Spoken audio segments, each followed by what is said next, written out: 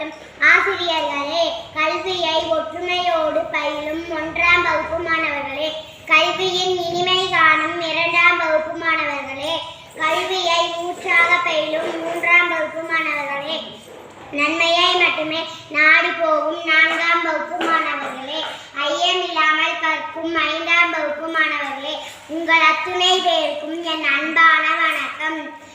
இன்று காமராசர் பிறந்தார். அவர் 1903ஆம் ஆண்டு ஜூலை 15ஆம் நாள் பிறந்தார். விருதுநகரில் இருந்து விருதுப்பட்டியில் பிறந்து கல்விக்கே விருதாக கிடைத்த விருதே கருதே.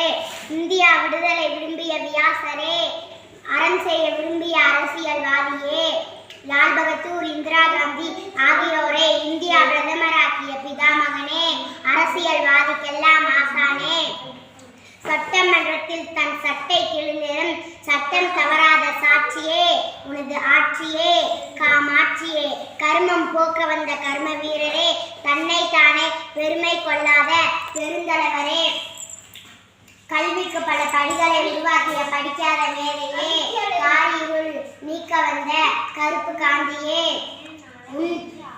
தன் பள்ளி படிப்பை பாதியிலே நிறுத்திய பாரதமே, நீ வாழ்க, எங்கள் இதயத்தை ஆழ்க என்று கூறி விடைபெறுகிறேன். நன்றி.